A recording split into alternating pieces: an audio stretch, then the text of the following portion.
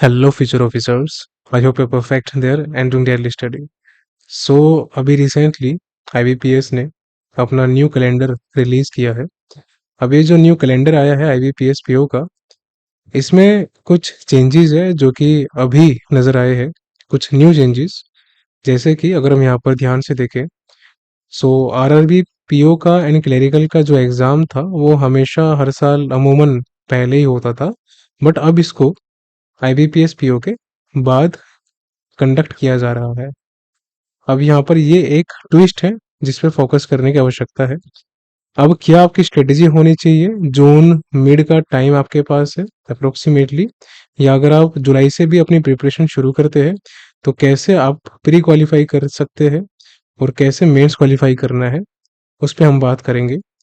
ज़्यादा लंबी वीडियो नहीं होगी ये, यहाँ पर थोड़ा बहुत एक आइडिया दिया जाएगा आपको कि आपको क्या चीज़ें करनी चाहिए क्या नहीं करनी चाहिए। और जो मेंस के सब्जेक्ट वाइज टॉपिक्स होंगे जैसे रीजनिंग हो गया, क्वांट हो गया, इन दोनों को हम अलग से डिस्कस करेंगे जल्दी ही वीडियोस में मेंस के लिए। प्लस इंग्लिश प्री और मेंस का अलग से करेंगे डिस्कस।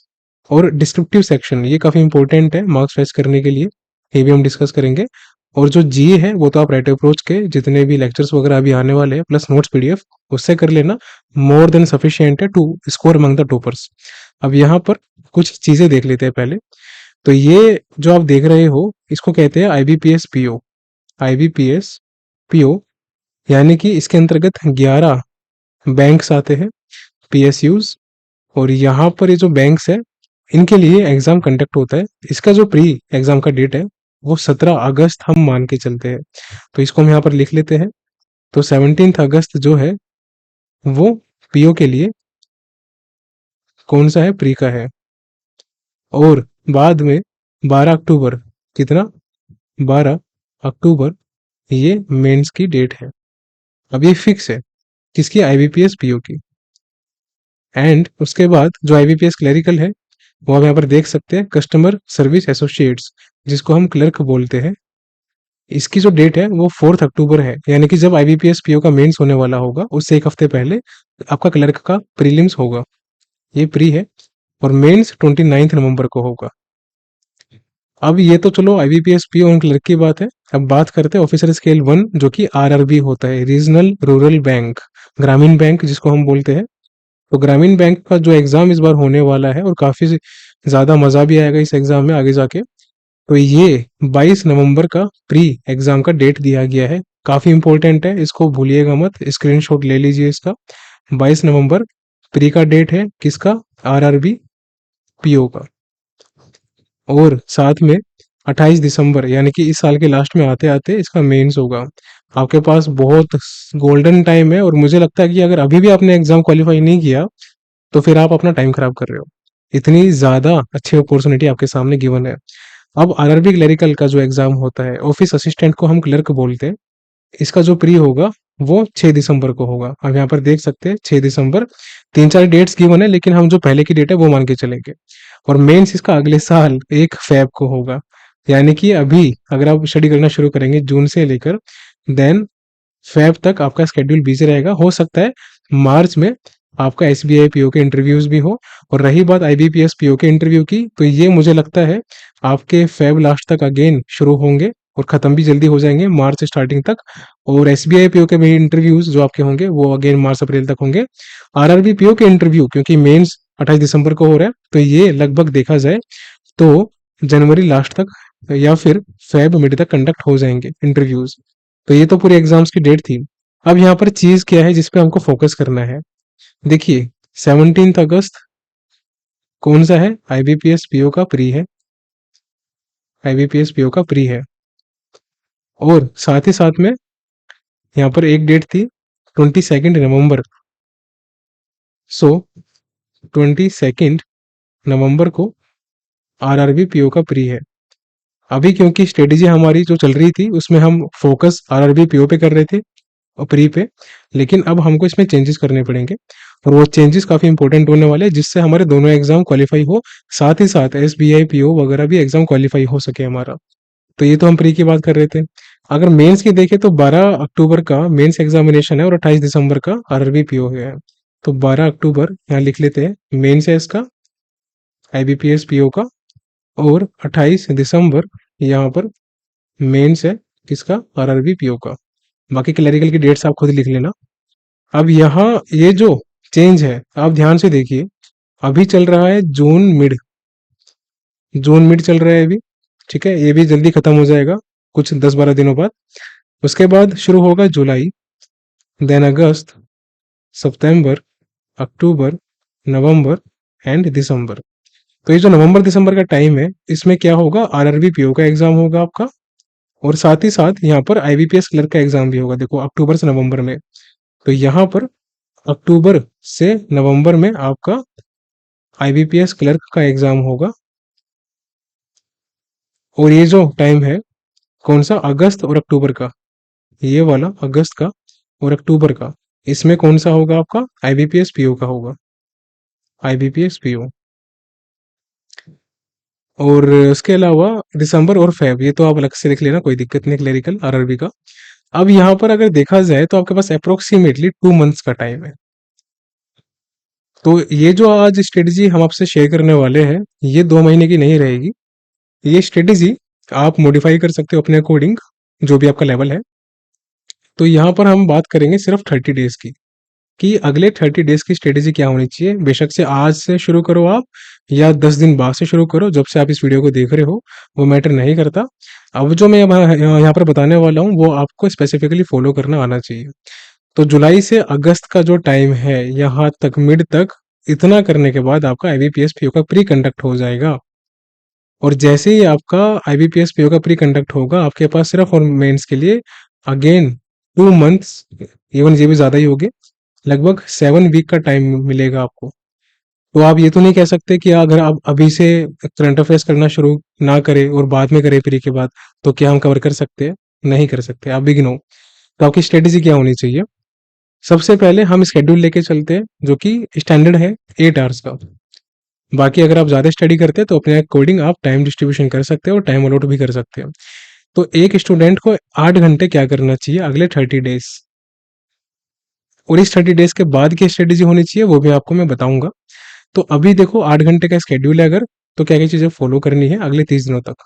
सबसे पहले आपको IBPS PO के IBPS PO के प्रीलिम्स के डेली बेसिस पे 2 मॉक लगाने हैं, सिर्फ 2 मॉक लगाने हैं डेली बेसिस पे।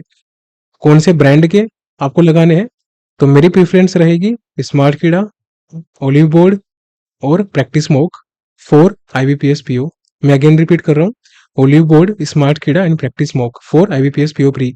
इसके अलावा जो भी आपके पास मॉक अवेलेबल है किसी और ब्रांड्स के, वो भी आप प्रैक्टिस के लिए लगा सकते हो, लेकिन फोकस प्राइमरीली आपको ओलिव बोर्ड, स्मार्ट कीड़ा इन पे रखना है, and practice mock for IBPS PO pre, SBI PO pre, IBPS PO clerical, IBPS clerk या फिर SBI क्लर्क। अब इसके अलावा आपको क्या करना है, RRB PO के भी मॉक लगाने हैं, RRB PO प्री के भी आपको मॉक लगाने हैं, जो कि एक तो मिनिमम है, ये आपको लगाना ही लगाना है अभी अगले 30 दिनों तक। एक लगा लो। अगर आपकी स्पीड क्वांट रीजनिंग में ज्यादा नहीं आ रही IBPS PO में, तो आप 2 मॉक भी लगा सकते हो RRB PO प्री के। अगर समझ में ना आया हो तो बैक करके अगेन सुन लेना, एक तो लगाना ही लगाना है। अगर आपके रीजनिंग क्वांट में स्पीड ना आए IBPS PO प्री के मॉक में, आप स्टक हो रहे हो, तो RRB PO के जो मॉक है प्री के वो आप 2 कर दो। अब यहाँ पर बात आती है एनालिसिस की। तो जो IBPS PO का जो एक प्री का मॉक होगा वो 1 घंटे का होगा, 60 मिनट्स का। इसके एनालिसिस के लिए आपको लगभग 30 मिनट्स देने हैं, मैक्स टू मैक्स 40 मिनट्स, इससे ज्यादा नहीं, क्योंकि इसमें इंग्लिश भी आता है। सेम इसको करने में आपका लगभग 1.5 घंटे के आसपास जाएगा टोटल 2 मॉक को करने में। तो यहाँ पर हम लिख लेते हैं, तो 2 आवर हो गया आपके मॉक के, प्लस 1.5 घंटा हो गया एनालिसिस का। किसके लिए, IBPS PO प्री के मॉक के लिए।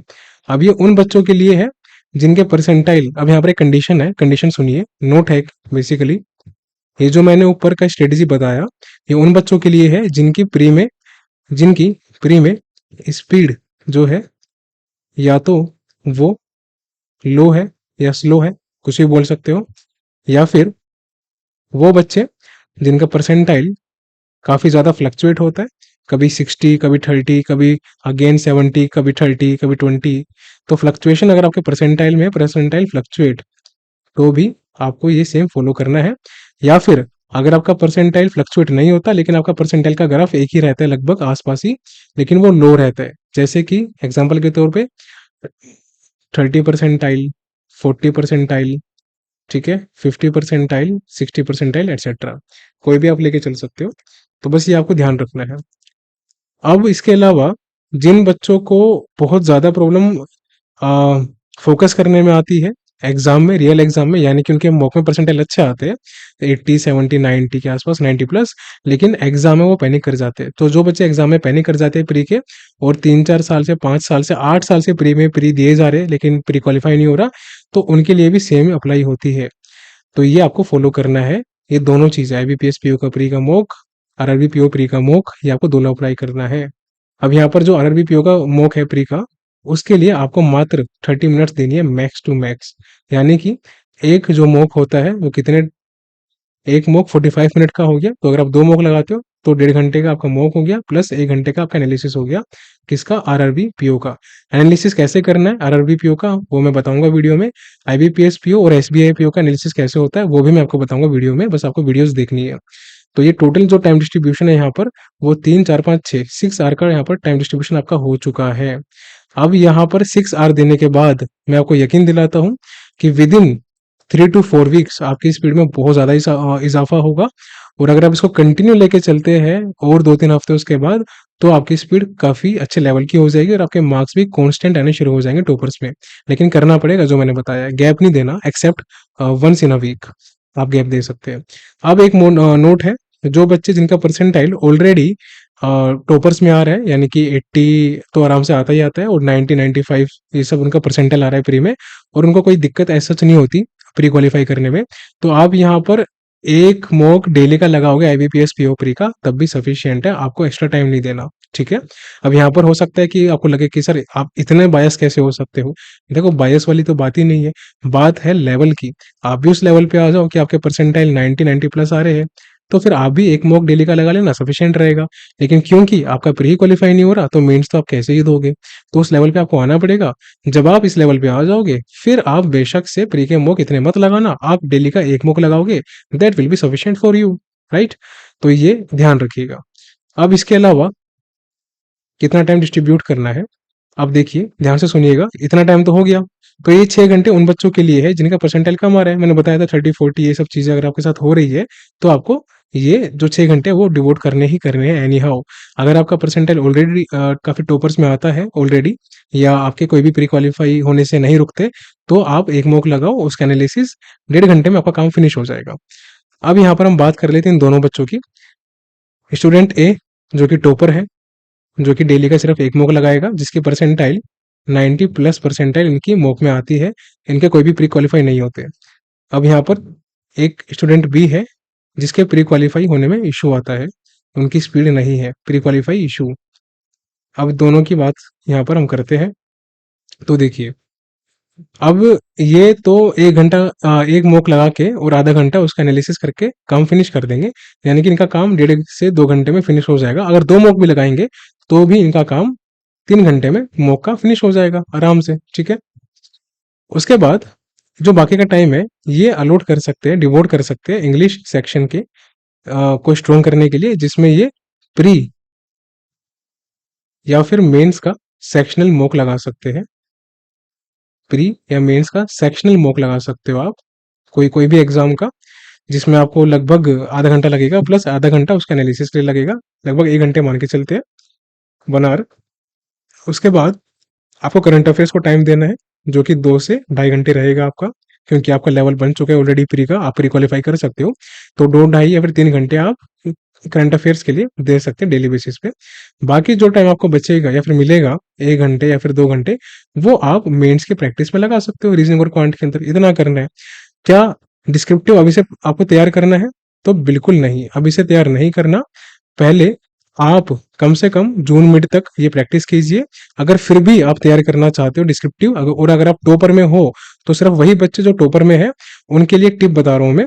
डिस्क्रिप्टिव तैयार करने के लिए आपको कुछ नहीं करना, एक एडिटोरियल डेली रीड करना है किसी भी न्यूज़पेपर का जो कि आपको समझ में आता है, बस उसकी आपको समरी लिखनी है 80 से 100 वर्ड्स में, 80 to 100 वर्ड्स में समरी लिखनी है। अगर आपको समझ में नहीं आया मैंने क्या बोला, तो English maniac MANIACE, English maniac नाम से मैंने अभी एक हफ्ते पहले ही वीडियो बनाई थी, कंप्लीट जाके देखना, पार्ट 1 है वो। उसमें आपको इन डिटेल पता लग जाएगा कि कैसे समरी लिखना होता है and how to read editorial, और इसका बेनिफिट आपको पूरा पूरा मिलेगा किसमें, डिस्क्रिप्टिव सेक्शन में। तो ये उन सभी बच्चों के लिए थी स्ट्रेटेजी। अब जो बच्चे प्री क्वालिफाई करने में इशू करते हैं उनका मैंने बताया था ऑलरेडी, उनके 6 घंटे के आसपास जाएंगे 3 से 4 मुक लगाने में प्लस एनालिसिस करने में। अब उनको यहाँ पर लगभग 1 घंटा डिवोट करना है इंग्लिश सेक्शन के लिए। सेम आपको प्रैक्टिस करनी है सेक्शनल मॉक से। अगर वो भी नहीं कर सकते तो कम से कम भैया एडिटोरियल तो रीड कर ही लेना, वरना बेड़ा गर्क हो जाएगा। एडिटोरियल प्लस समरी 50 से 80 वर्ड्स में, कितने में, 50 से 80 वर्ड में। जो टॉपर्स थे उनके लिए 80 to 100 वर्ड्स था, आपके लिए 50 से 80 वर्ड्स में। समरी कैसे लिखनी है इस पे भी मैं इन डिटेल एक वीडियो बना दूंगा। फिर भी आप इंग्लिश मैनियक वीडियो जाके देख लेना, सर्च कर लेना यूट्यूब पे इंग्लिश मैनियक राइट अप्रोच, आपको पता लग जाएगा। फिर बाकी जो 1 से 2 घंटा बचेगा, उस 1 से 2 घंटे में आप, या तो आपके पास ऑप्शन है आप करंट अफेयर्स कर सकते हैं, या फिर आप मेंस का रीजनिंग और क्वांट प्रैक्टिस कर सकते हैं। अगर मैं आपकी जगह होता और मुझे इशू आता प्री क्वालिफाई करने में, तो मैं सबसे पहले फोकस जो है वो करंट अफेयर्स पे नहीं करता, जुलाई लास्ट तक मैं फोकस करता रीजनिंग और क्वांट की प्रैक्टिस पे, थोड़ा थोड़ा करके जितना मेरे से हो पा रहा है 1-2 घंटे। और जब मेरा जुलाई फिनिश हो जाता और मेरे प्री का लेवल इंक्रीज होके थोड़ा सा 80+ परसेंटाइल आना शुरू हो जाता, फिर मैं शुरू करता करंट अफेयर्स करना। थोड़ा सा वर्कलोड रहता, बट क्योंकि मेरा प्री में क्वालिफाई होने में इशू आ रहा है तो मैं अभी करंट अफेयर्स करके मतलब करूंगा भी क्या, मेरा वेस्ट ऑफ टाइम है। तो पहले मुझे इतना तो लेवल बिल्ड करना है अपना कि मैं करंट अफेयर्स पे आ सकूं और मेंस में अपियर हो सकूं। ये जो प्रैक्टिस रहेगी आपकी रीजनिंग की और क्वांट की मेंस की, ये आपकी समहाउ हेल्प करेगी प्री क्वालिफाई करने में। इन केस अगर आप रीजनिंग क्वांट प्रैक्टिस नहीं करना चाहते मेंस की, ऑप्शन है आपके पास, बाद में भी कर सकते हो आप जुलाई के बाद, फिर आप करंट अफेयर्स करो, ये जरूरी है, ठीक है। तो आपको मैंने 2 ऑप्शन दे दिए, जो आपको बेटर लगे आप वो कर सकते हो, राइट। अब ये तो बात होगी पूरी, जो एक पैटर्न था, सिलेबस था कि कैसे आपको कवर करना है, प्रैक्टिस करना है, कितना टाइम डिवोट करना है। अब ये जो मेंस की बात है स्पेसिफिकली कि मेंस के लिए क्या करना है, तो देखियो मेंस के लिए मैं अलग से वीडियो बनाने वाला हूँ आईबीपीएस पीओ के लिए स्पेशली। फिर मैं वीडियो बनाऊंगा आईबीपीएस क्लर्क के लिए स्पेशली मेंस, एंड देन मैं वीडियो बनाऊंगा आईबीपीएस आरआरबी पीओ के लिए एंड क्लर्क के लिए। क्योंकि पहले आईबीपीएस पीओ का प्री आएगा, देन मेंस आएगा, तो इसकी प्रायोरिटी पहले है, फिर हम प्रायोरिटी देंगे इसको और इसको। तो हम जल्द से जल्द सबकी स्ट्रेटेजी बनाएंगे मेंस की, और प्री की भी अलग से स्ट्रेटेजी बनाएंगे आरआरबी पीओ की। अब ये जो मैंने आपको स्ट्रेटेजी बताई है, ध्यान से मेरी बात सुनिए, इसमें आपका आरआरबी पीओ और क्लर्क भी कवर हो रहा है, और इसमें आपका आईबीपीएस पीओ, एसबीआई क्लर्क सारे एग्जाम कवर हो रहे हैं। ये स्ट्रेटेजी सेम रहनी चाहिए आपकी एज इट इज 30 डेज तक, और मैक्सिमम आप इसको 6-7 हफ्ते तक लेके चल सकते हैं, कोई इशू की बात नहीं है। लेकिन कम से कम 4 से 5 हफ्ते इसको रखना, इसमें कोई भी चेंज मत करना अगर आपका लेवल वो है जो कि मैंने यहाँ पर बताया था इन डिटेल आपको, ठीक है। तो मिलते हैं अगली वीडियो में, बाकी बिल्कुल भी पैनिक नहीं होना, चीज़ों को हम स्टेप बाय स्टेप करेंगे। और जो बच्चे जो कि जिनको टारगेट्स फ्रेम करने में इशू होता है, हो सकता है हम उनके लिए एक टारगेट बैच लेके आए जिसको हम कंबाइंड करें करंट अफेयर्स के साथ, और वो आपकी हेल्प करेगा एज लेने में और सिलेक्शन लेने में। लास्ट ईयर के जितने सिलेक्शन थे आईबीपीएस पीओ के हमारे राइट अप्रोच के, वो करीबन 10 से 12 थे, जिसमें से हमारे पास लगभग 16 बच्चे थे इंटरव्यू में, जिनमें से 10 से 12 का सिलेक्शन हुआ था आईबीपीएस पीओ में। उनके इंटरव्यूज भी हम अपलोड करेंगे।